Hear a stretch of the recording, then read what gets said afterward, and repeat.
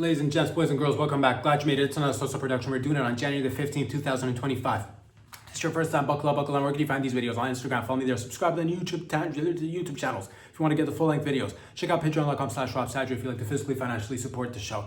If anywhere, and Canada's, if you're tuning in, Wagwan to me familia, down south, in the United States, as per usual, further down south, Mexico, South America, over there in Europe, Asia, Africa, Antarctica, Papua New Guinea, New Zealand, Australia, the Koreas, all the stands, Eastern Europe, Western Europe, the northern continents, the southern continents, continents emerging from underneath the water, continents separating, Africa splitting into two, perhaps, maybe India too, perhaps, who knows? Where will you land? Which side will you be on? We're all on the same team. We're all on the same side. One globe, one ball, and we like balls. Wherever you're tuning in, motherfuckers, let's do this. It's Wednesday. I hope you're wet. I hope you are getting rid of that fucking infection that you've been fighting all along. If it's not going away, seek some help, but also do it on your own. Do it on your own. Seek your, search Google. You'll find all the remedies there. Panic. It's probably worse than you think. Psych, it's probably not. You need to relax. Don't worry about it. Avoidance is the key to success. Ladies and gents, it's Wednesday. Motherfucking Wednesday. Doing it again. Dun dun dun dun dun dun dun.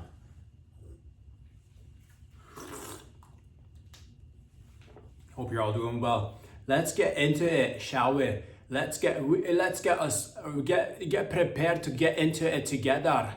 Do it together. It's better to do it together. If we're gonna do it separately, it's not gonna work as good as if it's gonna work. It's gonna work better if we're gonna work together. Ladies and gents, it's Wednesday. We're gonna be all over the place. We'll see where it goes. I'm just gonna get right into it. I'll say this: it is 2025, ladies and gents. I don't know what the deal is with laundromats doing laundry, and in all of society. It's 2025. We've come along a really long way. Everywhere you go, different people, which are the same people, mingling amongst one another. It's beautiful. Families coming together from all parts of the world, joining one another, mixing and matching, all sorts of colors, all sorts of ethnicities. It's beautiful. The intermixing of the human speed. We've been doing it for hundreds of thousands, if not perhaps maybe millions of years, if they'll let us get to the bottom of this shit. Who knows how long we've been here, really. But the point is, ladies and gentlemen, that again, you mix the colors and it's a beautiful thing. Different ethnicities, you do a 23andMe, you find out, you're 10% pork and cheese, you are 15% Guyanese, you are, I got a quarter of a little bit of Aborigines, and you got it all. It's beautiful. Mixing and matching. Everywhere we do that in society, and it's totally acceptable, it's totally beautiful, it's supported, it's fucking, we've come a long way is all I'm trying to say. But laundromats and doing the laundry, this one specific area of our lives has yet to come to terms with the fact that people have got to come together and intermix and intermingle. But no, you get into the laundromat, or you're about to do laundry, you've heard these sayings, they say, do not mix the colors with the whites. Do not mix the colors with the whites. Ladies and gentlemen, I've had enough. If I want to get into the laundromat, if I want to go do laundry and mingle with different shades and ethnicities and levels of melanin, I'll do that on my own, and I will decide who I will mix with and who I will not mix. I'm not going to go into a laundromat and all of a sudden not be your friend just because you're darker or lighter, just because you're a little bit of a different I'm not going to do that. We've put up with far too much to come this far and say, no, we're gonna society's gonna work really well, everybody intermingling, say no to racisms, and we've done a great job. Society's doing really well. We've come a long way.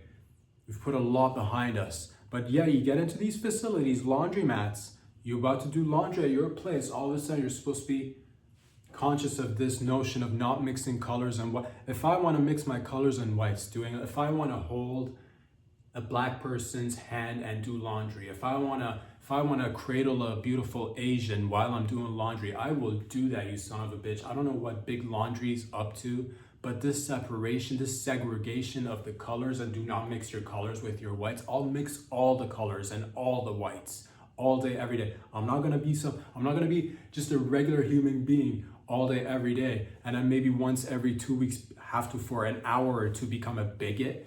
Are you out of your mind? And you'll sometimes it'll be, you'll families will even, good families from all around the world will pass this down. Go be friends with everybody, communicate with everybody, you can learn from everybody, but make sure when you get to the laundry, separate your whites from your blacks, separate your colors from your whites, keep your colors away from your white. They'll say that. And I'm like, yo, I don't care, dude. I'm not judging. If you come in with a basket of lingerie, with with a little bin, with a little, I don't know, with whatever, with a little bucket filled with your dirty laundry, I don't care who you is. If you are white, if you are black, if you are purple, I don't care. If we're in that same facility, if it's supposed to be some sort of a public, area where we go and do laundry, I'm not gonna be that guy. I'm gonna take a stand. I'm gonna say, no, we are gonna mix the colors. We are gonna mix the colors, and we're gonna do it really well. And I don't care. And call me, am I Rosa Parks? Maybe. Am I, Harriet Tubman? Same. You know what I mean? I'm taking that stance. This needs to stop today. This is 2025. I've had enough of this. No mixing the colors keep the colors separate from the whites. They'll say that. Sometimes they'll even put labels. Be careful. Be careful of mixing colors with the whites. They'll say that. It's crazy. Again, all of society gets along perfectly fine. All of a sudden, we're supposed to do laundry and segregate. Jesus. Ladies and gents, it's Wednesday. And I'm just gonna get right into it. I'll tell you this. Tampon fights. You've heard of them. You might have partaken in them yourself. What are they? How do they happen? Where do they come from? Nobody knows. What is it? Tampon fights. We love our ladies, of course, our moms, our sisters, our cousins, our lovers, our girlfriends, our wives, our gumas, of course, our side chicks, our mistresses. We support them, and we don't really know as men, of course, I'm speaking on behalf of myself and men's. We don't know where this concept emerged from, the tampon fights, but all I want to say is that I'm supported. We are here for it. What does it entail? I believe it, once you get a few females together in any group larger than four, sometimes what will happen spontaneously is that one of them will reach into her vag and take out her used tampon and just chuck it at another lady, and then it's just all of a sudden bells are ringing, ding ding, it's go time. It's tampon fights. From a male perspective, I like to just be a spectator. I don't want to get involved. First of all, I can't get involved because of biologies. Second of all, if it's not, that's the thing, it's not my body, so I'm not going to step in and be like, I'm going to tell you what to do with that used tampon. If ladies want to get in there, reach up inside their uterus, grab that used tampon and start chucking at each other. Hey, maybe we should stop asking all the questions as to why they're doing it, and maybe we should ask, why weren't they doing it before, and what could we do to help this, grow as a movement, as a sport? What is it? I think it just comes along. It's probably rooted from like women wanting to bond together a little bit. So next time you see a bunch of women together and you're just waiting, you're like, I wonder if it's gonna happen today. It could, and it could also not. But if it does, if some lady reaches into her puss lips, grabs the used tampon, chucks it at another lady, just step back, take a couple of steps back, let them go at it. I believe it's supposed to be, it's some sort of like female mixing of energies, and which we love. I love it. I support it. And you're like, what if it ricochets? What if I get hit in the face with a used tampon just because a couple of ladies wanted to get a little bit of, just a little bit of emotions out, a little bit of, practicing their, hand-eye coordination with a used tampon. Just be supportive. Just because I can't as a man partake, I'm not gonna be like, oh, I'm gonna hate on this thing. I love it. Where can it happen? Anywhere. It could happen in universities. It could happen in the subway. It could happen in broad daylight. It could happen late at night too. It might be like you're at a club, you're just having a few drinks, you're having a few chicken wings, whatever. What kind of club serves chicken wings? Who cares? Doesn't matter. Next thing you know, it's tampon fight. Oh, bloody mess everywhere. Just enjoy it. It's nothing to be grossed out about. Ladies, if this is what it takes to, move us along down, because it's the Roaring 20s 2.0, and if this is what's gonna get us to that next stage of humanity, of progress, of just letting go of judgment, letting go of, just preconceived notions of what it means to be I don't even want, who cares? Let him do it, let him have fun. Now, I'll say this, some women, it's your first time you're doing this thing. I just don't want you to go out there and like get all, messed up just because you're maybe dealing with like a veteran. You're going in there with somebody who's put in the hours, who knows what to do. And she's like, she's dialed in her period juices. The flow is coming in at a good rate. And you're just going in there.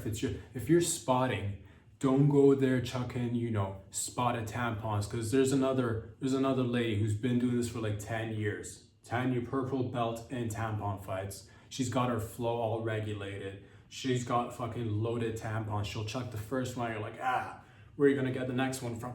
She's reloaded, son. She's reloaded. She's coming right at you with backup tampons. She's probably got 10 in there right now, just waiting to chuck it at your face. So don't go in there just I say start with your group of friends, people you're familiar with, chuck tampons at them, just because at least you kind of have a gauge of like, oh, I know Betty, I know her flow. I'm used to her, I know what's up 3 days a week. What's up, Betty? I know you. Don't go up to a stranger you don't know, start chucking used tampons thinking, oh, this is going to be the time, it's going to be just like the time I chucked the used tampon at Betty or Sally or Lucy, because we're all friends and we get it. I know their period cycles, they know mine. It's not going to get messy. It's not going to get out of hand. Next thing you know, Beatrice is going to reach in there. She's got 20 used tampons back to back, just fucking chucking it at you, chucking right there, dude. And I want you to get blood clots all over your face, and you're trying to wipe your eyes, and you're falling, you're slipping and sliding season, breaking your hips, breaking your back. You're at a game now for 6 months to a full year, just because you're like, oh, I'm going to get in with this total stranger and sure what's up. Work on your period, get in a good flow. I would suggest loosen it up before you get in there. Put in a couple of fingers and just loosen it up. Like, get on your back because you don't want it to like flow out. Get on your back, go in there with a finger, loosen it all up. Put on put 5 tampons in there, just shove it in there. Make sure you have backup. Don't go in there with 1 tampon. It'd be like going to a gunfight with just 1 bullet.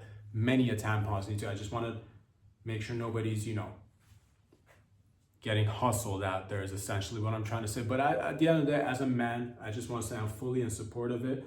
If I see it happen, I'm gonna just, zip it and be cool with it and just enjoy the scene. That's what I'm gonna say. Those are just a few thoughts that I had, and I just thought I'd share it, because if it's important to me, it must be important to other people out there as well. Ladies and gents, we're doing it together, of course. Oh God, almost choked on that. Almost. Ladies and gents, what's going on with many of things? We'll get into it, of course, one at a time. Together, we'll do this. I'll say this, if you got a baby and you're wondering to yourself, how could I make a little bit of money from this baby, and how could I reinforce the notions of building up good habits and get the baby involved in some sort of a competition, get them involved in some sort of, team sport activity. What could they do that I could also monetize? Build resiliency, build good work ethics in the baby. How could I do this? And they're just a dumb baby, so they can't do much. But what they can do, ladies and gentlemen, if you actually take your baby and give them cigarettes and let these babies start smoking cigarettes, you could actually enter your babies into babies who smoking babies competitions, essentially. Ideally, you want to start your baby off with just 1 cigarette. Just get them, because they've got fresh, beautiful, fresh, brand new lungs. You want to start your baby off with 1 cigarette. Come in the next hour or 2 and then give them another cigarette. Repeat this throughout the day. And I know that their sleeping habits are all over the place. Whenever they're up, as soon as you feed them, give them a cigarette. Down the line, in a few months, in a couple of years, when your baby's a toddler, enter them into a baby smoking competition. And what they'll do is they'll sit your baby behind a table with other babies, maybe 7 or 8 other babies, and they'll put packs of cigarettes right in front of them, 20 to 25 cigarettes per baby. Whichever baby happens to smoke the whole pack the quickest wins the competition. There you go. Now you just taught your baby how to build resiliency, teamwork, but also working independently, knowing how to rely on themselves, knowing to take a loss, because sometimes your baby's like, man, my baby's got the freshest pair of lungs, my baby's gonna smoke these other and then you'll go in there with a fat baby from Malaysia who's just been chain smoking since she or he came out the womb. So don't go in there again. It's not about necessarily winning. These are just like the first few steps that they're taking in life. You just want to reinforce those same notions of, again, hard work, relying on your innate instincts, knowing how to inhale, but also knowing how to let go. Knowing how to, that's one of the biggest things that babies are constantly crying. Why? Because they're watching you walk away. They're like, peekaboo, where are you? When they don't see you, they start crying, bawling their eyes out.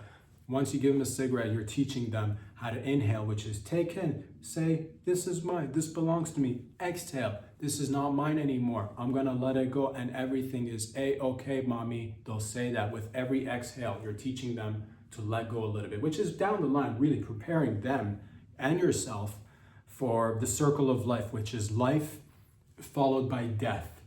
Death. So you're technically just building all the essential skills a baby needs to learn at a very early age, with not just, and that's the thing, a lot of parents are like, oh, I don't have access to a lot of resources. I might not be able to, sign my baby up for baby parkour. I might not be able to, put my baby in a yo-yo competition. I might not be able to hand him I might not put my baby on a horse and encourage them to joust just now. They're not ready for that yet. But what you could do, and babies are weak, right? Cigarettes are extremely light. These are some things that I just thought about that we could together get going and help the younger generations build a little bit of work ethic, resiliency, coming together, but also being able to separate themselves from the pack and say, hey, I'm gonna do this thing on my own and everything's gonna be fine.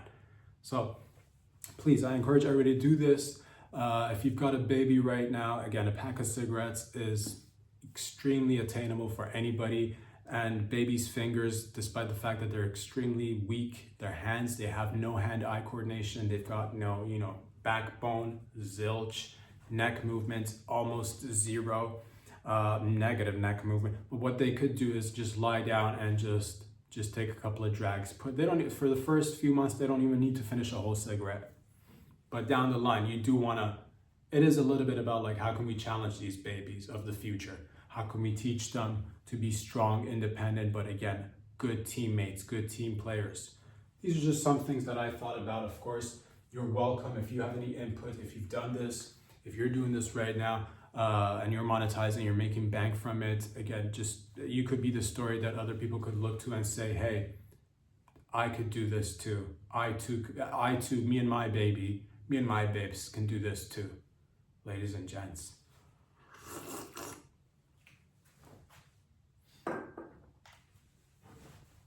Camel toes. How to achieve extreme max camel toes, proper camel toes. Let us just unpack this together. What even is a camel toe? Am I talking about the animal that roams the desert? Am I talking about a single hump or a double hump camel? Are we talking about their hooves, their feet? No, we're talking about the female vagina and its outline through stretchy pants. How to achieve optimal camel toe. First and foremost, in order to be able to get camel toe, you must be equipped with a vagina. All right, if you don't have a vagina, then you're not going to be able to camel toe. So this again, and I know I give back to men's and women's at separate times. This one's for the ladies, of course. If you want to achieve optimal camel toe, you got to start off with a vagina or a vagina. What I like to say is, make sure that what you want to do is bring the lips together closer. I recommend wearing some sort of underwear which is tight, and one of the best ways to get the camel toe effect is to have the underwear actually kind of give you a wedgie. So what you want to do is put the underwear on, pull up all the way up as far as humanly possible. Probably the best place to have them for the optimal camel toe is probably just below the tits. Somewhere below the tits is where you want to have these undies. Pull them all the way up, and that's just the first layer. That gives you a solid, beautiful foundation. Next thing, a pair of pants. You cannot do camel toe with skirts or kilts or dresses. Camel toes and dresses, skirts are they're the killers of camel toe. That's just basically it. They're like, if you don't want to see camel toe, put a skirt on. Nobody sees camel toe, and it's, you know, put a skirt on, put a dress on, and it's camel toe dead. You just killed camel toe. I hope you're happy. But if you want to see camel toe flourish, first layer of underwear goes on, bring it all the way up. Second layer that goes on top is some sort of tight pants, preferably a synthetic fiber. I'm talking, you know, pleather, I'm talking latex, I'm talking polyester, something stretchy, some sort of workout pants, some sort of yoga pants, or wear these pants. And then once again, what you want to do, start pulling the pants high up, high up. Now you're like, do I go as high as the underwear or higher or a little bit lower? This all depends on your vagina and your anatomy. I recommend you play around with it. Look at yourself in the mirror. Everybody's got access to mirrors. Everybody's got access to phones. Take a couple of photos of yourself, record yourself, and be honest with yourself. You go out, look at yourself in the mirror, and you're just like, oh, this is a fine camel toe. I guess this is good. Ask yourself, could you not do better? I'm just gonna let that sink. Just let that sink in for you. Could I not do better? And is that not something each and every one of us could ask? In all aspects of our life, but specifically right now, we're just talking about camel toes. Ask you, is this the best optimal camel toe experience that I'm providing, one for myself and others for the viewership? If you can actually honestly look at yourself in the mirror and say, yes, this is the utmost amount of camel toe that I could provide, then okay, then fine. Then there's no room for improvement. Congratulations, you've reached peak camel toe. But if you're truly being honest with yourself, and again, all of us need to take that close look at the mirror, look at ourselves and be like, can I do better? And yes, the answer is always yes. So if you're satisfied with just below the tits, then that's fine. If you want to challenge yourself, pull your pants all the way up, cover your tits. That gives you another level of like, holy smokes, look at that camel toe. Those pants are about to fly. Of course, again, I don't want anybody hurting themselves out there, but what I do want to recommend, this is, again, we talk to everybody from beginners to intermediate people, to people who have been doing it for, you know, many years, calling themselves professionals, and, you know, elite camel toe practitioners. Anything below the tits is fine for your everyday use. If you want to just be standing out a little bit more, I recommend you go above the tits, pull your pants above the tits. If they're sitting anywhere below your neck, you're bound to get, you know, adoration and some sort of, you know, acknowledgement for your beautiful camel toe. Of course, there's levels to this game, just like any game.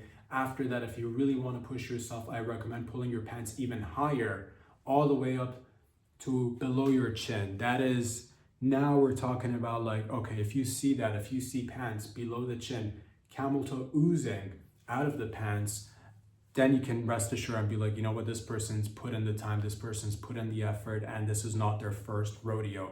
Of course, again, I don't want anybody hurting themselves, so please do not just go from first day camel toe experience to pulling it all the way up to below the chin, hurting yourself. This is, again, take it a step at a time. You don't want to just overexpose yourself.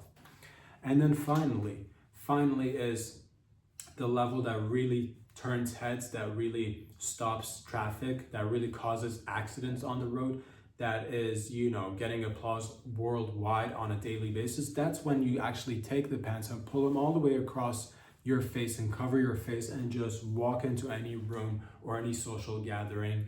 You no longer at that point in time rely on your sight or your sense of smell or your hearing to move about. Then you just let the camel toe do the work for you. Let the camel toe at that point lead you, and you'll be guided to where you need to go next and where you need to be. It'll all feel relaxed, right? And if you're completely in tune with your body, you'll know what I'm talking about. So please, I just want to let you know that if you've got a vagina, you can do this too. I know we're in winter time, but you know, time travels quickly, and before you know it, it's going to be spring and summer. So I just want everybody to optimize their camel toe experience, not just for themselves, but to, you know, be of, at the end of the day, we're here to be of service to, again, not just ourselves, but others, and our family members, our loved ones, but our larger community at hand.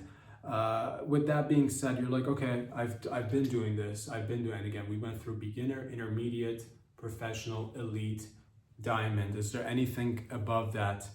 Yes, there is. Yes, there is. I'm a little bit apprehensive about wanting to share this little piece of knowledge, but I do feel like it is Wednesday, we're halfway through January and it's 2025. Let's start off on a strong note. Let's just give together, okay? This one's a little bit, it's a little bit more underground. It's a little bit, risque, if you want to even call it that. But the ultimate camel toe is just forgo the underwear, forget the pants, shirt first, nothing below, walk out. Optimal camel toe. This is not for the beginners. This is not for the faint of heart. Please do not go out there hurting yourself thinking, oh, this is not, for amateurs. You go in there with no underwear, no pants. Be ready for people to notice the camel toe. But also, if you're confident enough, I say do it. I don't want to be like, because I don't know if you're ready, and I don't want to put that, because only you can speak on that. If you feel comfortable, I say go for it. Just forget the underwear, forget the pants. Walk straight out of the house, and you've already, by doing the least, you've actually done the most, which is, it is crazy to think about it that way. To do the least and to achieve the most. To do the least and get the most. And isn't that what life is all about? Or something along those lines. Ladies and gents, it's Wednesday. Oh, let's get a sip of this bad boy.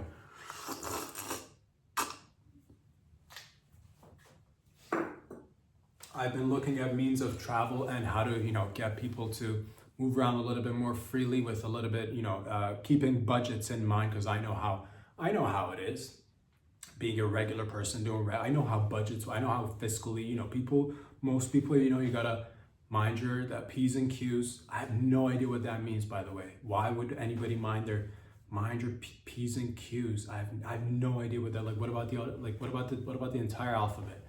What about the A's and the B's? What about, what I'm talking about? What about a Z in there? Mind your P's. And point is, I know you got to be financially, fiscally mindful. And you're like, I like to travel. I like to, go places, not just by myself, maybe with family members, maybe with friends, or even by yourself. It's perfectly fine. But you're like, I don't want to break the bank. And I also want to be a little bit, environmentally friendly. How can I do this? And I came up with this method all by myself. Gaping is a tool that we all have that could actually allow you to use air currents and air travel at a fraction of the cost. If you just open yourself up to experiences, I'm encouraging everybody to do this. If you can just gape all the way, open your entire body up through gaping, start with a small hole, but you want it to eventually be large enough for your body to be able to fill up with air. Next thing you know, if it's a windy day, get out there, expose yourself. Next thing you know, you are flying all over the place. No fuss, no waiting in lines, no wondering like, oh, am I gonna be able to travel? If I want to get across town, am I gonna be able to? I've never flown in an airplane. I wonder what it's like to fly. I'm telling you right now, gaping is available to everybody. Open up your anus, essentially. Open it wide, really wide, like really. You want to not just be able to put a fist in there. You want actual, you want to be able to capture stuff that's coming, like air currents. You are definitely going to catch other stuff as well. If you're opening up that wide, you are definitely going to catch some other stuff as well. Birds are a hazard. I'm just telling you right now, be careful of birds. If you are floating mid-air with a gaping giant asshole that's carrying you from one coast to the other, continent to continent, just floating, be careful of birds. They are not your friends. Mosquitoes, little bugs here and there, I'm not too concerned about that, but that's just something that I thought about. That's, again, available to everybody. Air travel is a little bit costly. If you're like, I want to travel, I want to fly, but I don't want to have to, worry about leg room. You don't have to worry about leg room. Gaping and air travel are, they're like two peas in a pod. They're like Siamese twins. They're like peanut butter jelly. Air travel, gaping, two things that should have been together from the get-go. We've taken our time putting that little riddle together, but here we are, and we did together, of course. You're welcome, everybody. I do want to alert you, if you are traveling via gaping, it is probably good to have some sort of light fixture on you. Maybe carry a lamp, or maybe a reading light, or just if you've got a phone, everybody's got a phone, turn the flashlight on so that people see, especially if you're doing it in the evenings, You don't want to just be like, what, especially right now with all the, you hear about the drones and this and that. You don't want to be caught up in some sort of situation where people are asking like, what is this float? You want to make sure that there's enough light around you so that people see, so that they're not freaked. Oh, don't worry about it, sweetheart. That's just a gaping traveling fella. You know what I'm talking? Or that's just Lily, gaping and air traveling. Oh, we love Lily. We can't wait to meet her again. She comes through town every winter and leaves after 2 weeks. Oh, gaping Lily. They'll say that. You were loved for it, Lily. But I'm just letting you know, it's available to everybody. It doesn't cost much. It's just a little bit of working on yourself and gauging it. I know this is not going to be, you're not going to be able to do it starting from like, if you've never gaped, you're not going to be able to do it just like, oh, I'm going to start air traveling via gaping. You're not going to be able to just do it in an instant. It does take some time. Expand your horizon, expand your reach. Kind of think of it as getting a piercing, or one of those piercings with the ears where they put a loop in it and they gauge it, and you gotta do it little by little. You gotta do it little by little is what I'm saying. Don't go full gape on your first try, getting caught up in the winds and bleeding from your intestines, asking me why this is not working on your first try. Little by little, one teeny tiny step at a time. Ladies and gents, dun dun dun dun dun dun dun dun dun dun dun.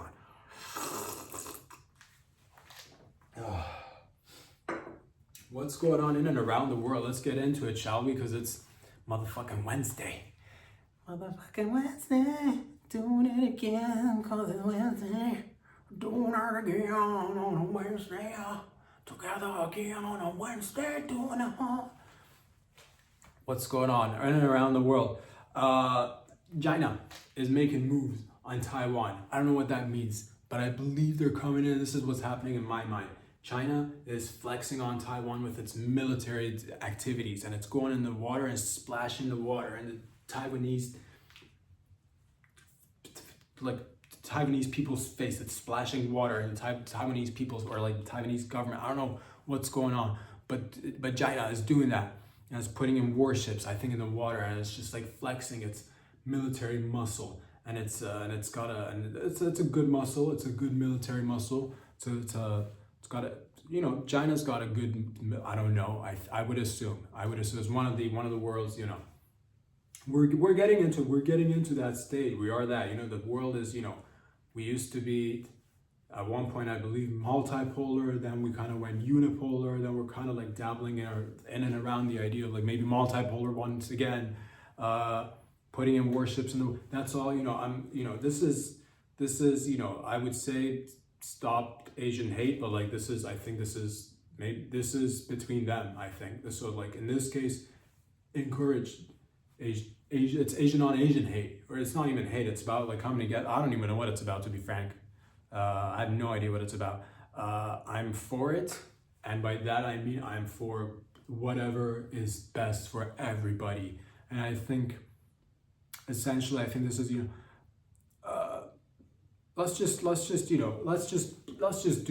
forgo all this, like, let's just skip the foreplay and just get right in. Let's just split the world up. Let's just do the one world government, where by that I mean like it's not like let's just do this, okay?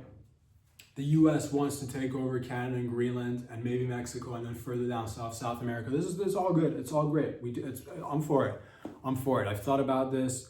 Let's do a one world order, new world order sort of thing, which I have a difficult time. I don't understand what the difference is between like the old world order, between like that and the new world order, because like the old world order, you'd have like, the elites, which was like maybe the clergy, maybe the monarchies, maybe the banking system.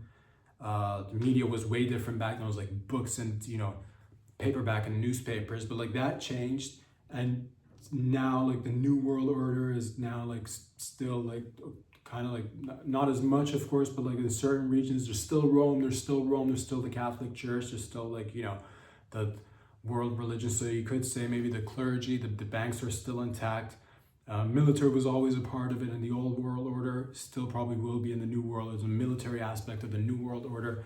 So you got military, you got banking, you got, you know, the clergy or like religious aspects. So I don't quite understand the new and the old. The new seems to be the old, to be honest. So I'm just like, let's get rid of let's just skip the steps. Let's just skip the steps, introduce it all. I'm for it at this point. It doesn't even matter. Like privacy's out the window. Money's gonna be just, we're going to that direction. It's gonna be mostly digital, probably most likely in the next few decades. We've seen it. We've gone through this. We were doing it. We're doing it together. It's beautiful. I'm for it. But I say just forget it.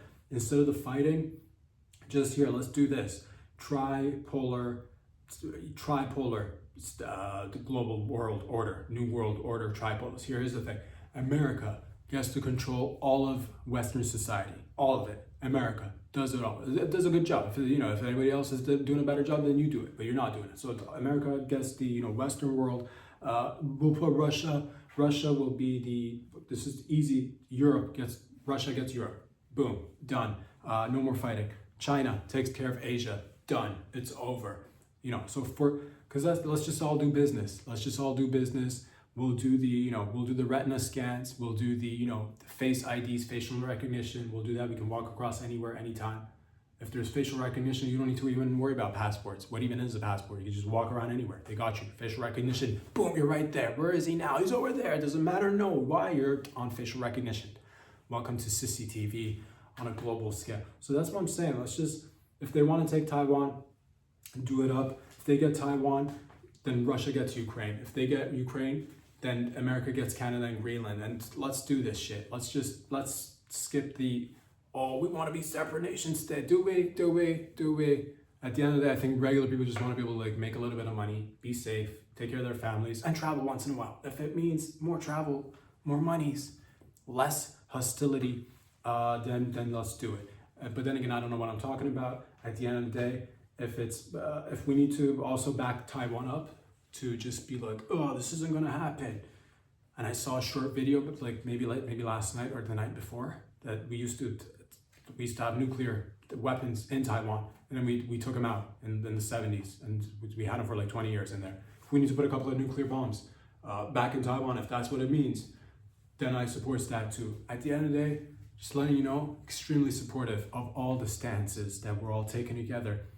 But it's just, yeah, we're all coming together. We're all merging, because that's one thing. You know, one area does one thing, so then you got to do the other thing to match it, because they can't be the only ones who are doing it. If somebody's expanding, then you need to expand. If somebody's doing really hardcore AI, then we need to do really hardcore AI. If somebody's going to the moon, then we need to go to the moon. Like if we went to the moon and somebody sees us wanting to go to the moon, they get encouraged, then they want to go to the moon. So at the end of the day, we're all working together. So because that's the thing, if you're rich, you're already living in a one world order. If you're like super wealthy, if you've got like hundreds of millions of dollars, like, you know, the world is your oyster. You can go anywhere, multiple passports, do whatever.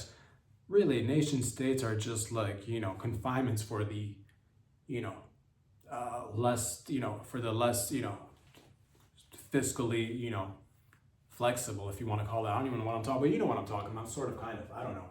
All I'm saying is I'm for it. If we need to, you know, put a couple of chopsticks on our radar, we need to just play a little bit of Shanghai, play a little bit of, you know, Chinese backgammon, or a little bit of just, you know, if we need to get in there, then let's do it. I have no idea what they're doing. It's gonna be good. It's gonna be good.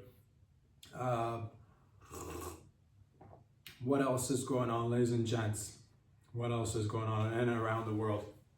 I'll say this, a Brazilian fella by the name of Bruno Lobo in Brazil, who happens to be a Brazilian Olympian in the kite surfing category.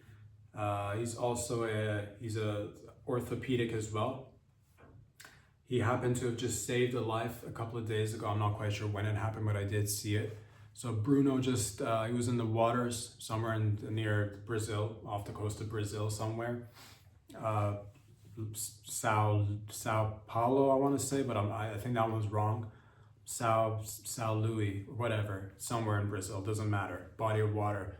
He's a kite surfer, professional. He happens to be a doctor too, which is like, pick a lane, bro. Sees a lady, you know, drowning in the water, goes and this guy saves this lady, and it just like, you know, let people do their own thing, Bruno. You know what I'm talking about? Like, it's, you know, you got everything going on. It's like, yeah, world elite athlete, Olympian, also AKA doctor of, you know, orthopedics, which is, I don't even know if that's a real doctor, to be honest with you, concentrating on traditional children. Orthopedic, that's what it means, orthopedic. Ortho, coming from the root word is orthodoxy, I believe it, ortho, you know, traditional, conservative, and then pedic, root word, pedic, I believe it's Greek for child. So put them together, you got doctor of traditional children, or wanting children to remain children forever, stopping children from growing up, focusing on the science of how to stop children from growing up, which is pretty sick if you think about it. It's natural for children to grow up, Bruno. Orthopedic, it's like, let's get these children to remain children forever. What kind of doctor is that? But nonetheless, he saw somebody drowning and all of a sudden decided to be a hero, and he saved a life. But also, like, the downside of that is that you're not giving people their own autonomy, Bruno. You're not letting people be the master of their own domain. You're not letting people like take initiative. And maybe they say, if you really want to save, you got to save yourself. They say that. So you just robbed somebody of saving themselves, Bruno. So that's something to think about.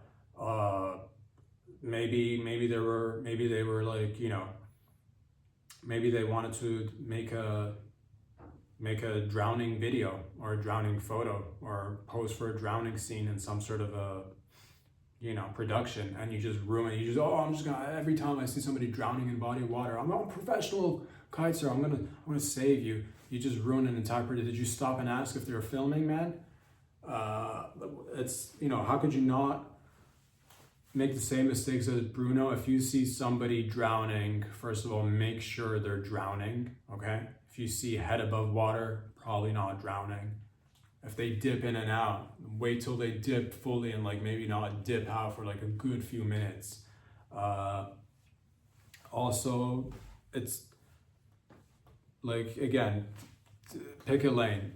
Bro, you want to be a doctor or a kite surfer? You want to be a Brazilian Olympian kite surfer, or you want to be a doctor? Or you want to go out there and play, you know, Mr. Save a Life, you know, or you want to be out there, you know, playing hero. Pick a lane, do the right thing, let people make their own decisions, Bruno. I'll say that's just you know, whatever. It's like, if I see somebody drowning, am I gonna, you know, I might, if I feel like it, one, two, if there's nobody else around, I will, you know, depends on many of things, but I'm not gonna just assume somebody is in, you know, need of dire help just because they're in some body of water and supposedly drowning, whatever that means. Ladies and gents, what else is going on in and around the world?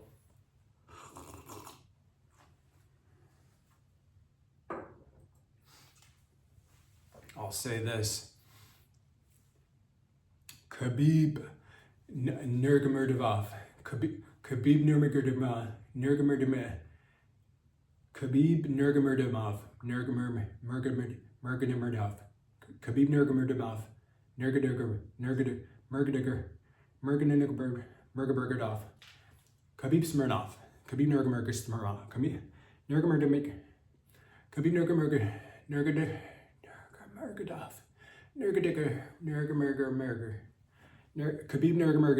You know who I'm talking about. Khabib Nurmagomedov. Who know? He's got a difficult last name. Let's get into this. But like Nurmagomedov, Smirnov. We're just for the, hey brother, let's work together here, okay? Khabib Smirnov, Ultimate Fighting Champion, UFC champion, was just about to travel somewhere. I don't know where, because I didn't look into the deets. And I believe an airline happened to tell him to get off the plane. Khabib Nurmagomedov,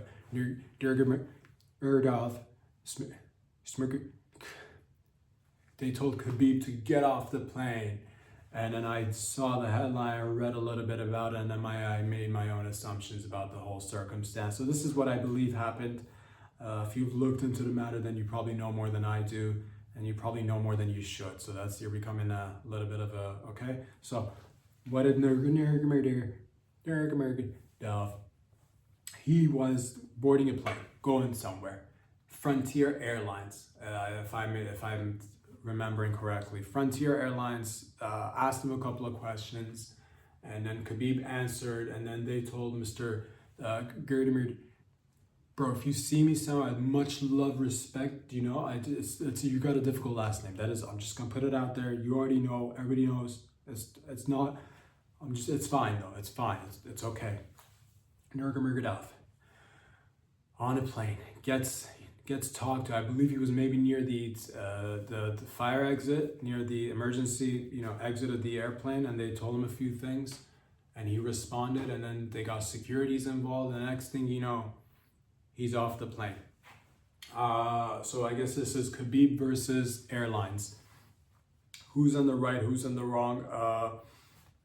I will say this. It doesn't even matter who's right or wrong, to be honest with you. We're all in this together.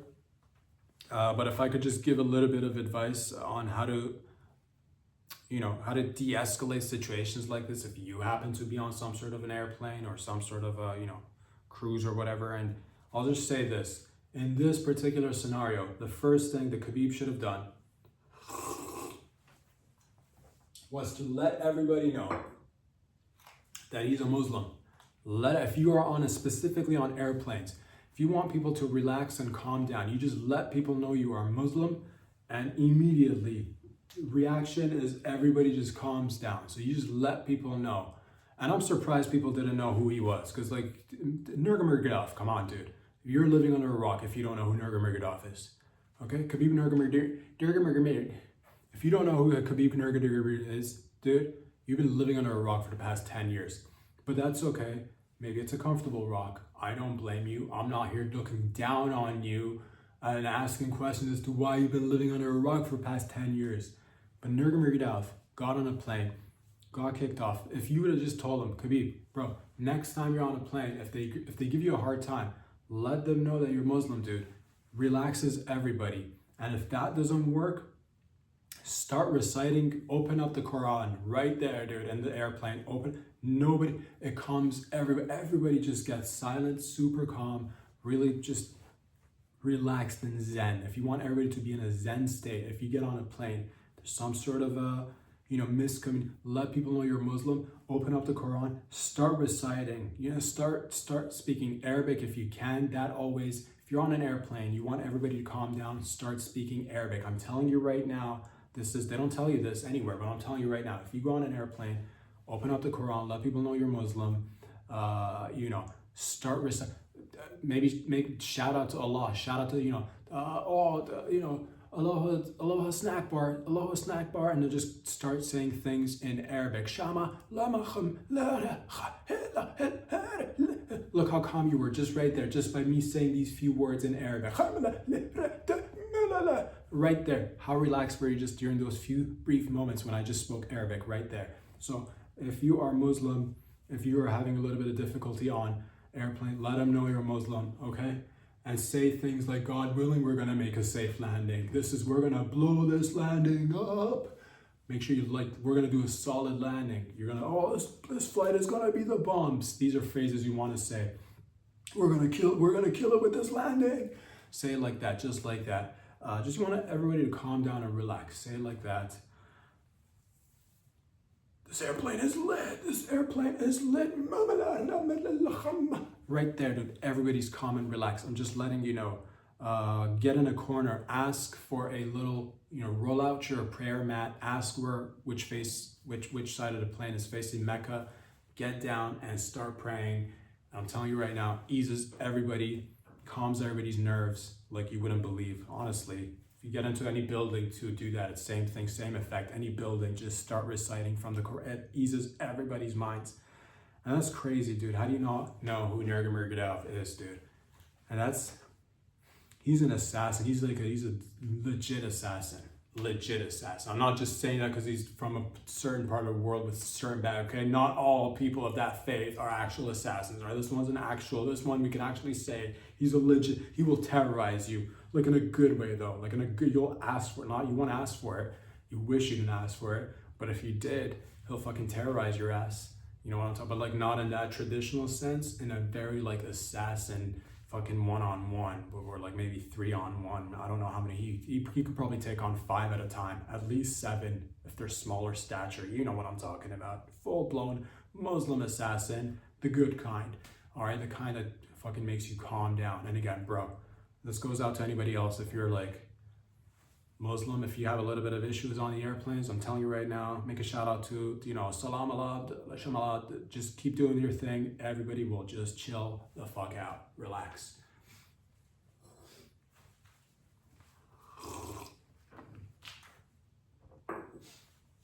Ladies and gents, this one's gonna be a little bit, I'll just say it, let's just get right into it. Ryanair, this is a different story. I know it's both air related, but this is a different story which caught my attention. I wanted to share with you, which I believe should be a cautionary tale, but also perhaps we're looking at a slippery slope. And I am not a fan of slippery slopes unless we're talking downhill skiing, unless we're talking downhill snowboarding, unless we're talking about like, let's chuck a baby down a hill and see it slip and slide, or like chuck our friends and family members down a slip and slide. If it's a slippery, you know, it's, be careful out there. Ryanair Airlines is going out there making demands to European airports, saying that we should confine people to a maximum of 2 drinks in European airports because all of a sudden they've noticed a little bit of rowdy behavior of passengers getting on board and who may be intoxicated. And this is where I gotta go skirt. Let's hold it. Let's pull it back together, sister. Can we? Before we go full blown, you know, just overextending ourselves with our demands here. What could happen? You're like, oh, what could happen if the people drank a little bit less? What could happen if people drank a little bit less? Are you out of your fucking mind? You're crazy, man. What happens if people? This is what. Okay. This is a little teeny tiny steps. This is how continents fall apart. This is how nations fall apart. This is how you get infiltrated, and this is how you lose your values. All right. I've already been hearing stories of pubs in the UK kind of not having as good of a business as they used to. I already see it here. And drinking is taking, and it's great. People are taking their health a little bit more seriously. It's great, but you cannot eliminate people drinking, or you know, it's this whole notion. I see people all the time talking about like sobriety, and it's great. It's great if you're into it. It's great, but I just wanted to tell you this is a slippery slope because 1 second. You're doing a little bit of feminism, you're doing a little bit of sobriety. Next thing you know, you're doing full-blown jihad, dude. You're full-blown jihading right there. You're moving fast. You're walking towards a cliff and you don't even know what's coming next. You go a little bit feminist, a little bit sobriety. Next thing you know, you're creating arranged marriages for your kids. You are signing up your children to get married to other children. You are going full Muslim, dude. I'm just letting you know right now. And that's cool for people whoever practices. It's fine by me, no harm, no foul, but you know, just keep a little bit of like, you know, what needs to be done here needs to be done here in a particular manner and fashion, just because the way we likes it. So I say you put up with a little bit of maybe rowdy, get a couple of people, police officers with tasers in case anybody acted, tase their ass right there, dude. We got all sorts of weapons we could be using on people, mid-air, below water, fucking ground level. You're telling me you can't afford to just wrangle a couple of rowdy people and all of a sudden people gotta drink less? Next thing you know, you are not only creating arranged marriages for your kids because you wanted to go on a sobriety trip and get to know yourself a little bit better and take care of your health and all that shit. Yeah, you're growing up a little bit, you're maybe a little bit healthier, but your kids are not happy in those marriages. Next thing you know, you're telling your wife to dress in a particular, more modest way. Next thing you know, you are just getting ready to sacrifice yourself for 72 virgins. It's a very slippery slope, right? So before you go on some sort of health exertion and just like going out there and like experimenting with like, you know, all sorts of juices and beverages which are non-alcoholic, be careful of this slippery slope, all right? Minimizing the drinks to only 2 per person. What are you, out of your fucking mind? Get it together, people. We need to remain vigilant. Okay, certain values, certain things that we fought for, and certain things that we love and enjoy. I don't mind people getting addicted to substances. That's part of the journey. Get addicted and then get unaddicted. It's part of the journey. If you can't handle it, learn to not handle it, but then learn to handle it after. That's the whole process of this thing, I think. So be careful what you ask for. Don't go full blown like, oh, next thing you know, yeah, it's just like, you know, oh, I'll drink a little bit less now. Next thing you know, you're like, you know, I'll open up a mosque. So be careful what you're doing out there. It could go very quickly from, you know, sobriety 1 second. Next thing you know, it's Jihad City, dude. So watch yourself. Until next time, love y'all. Peace out.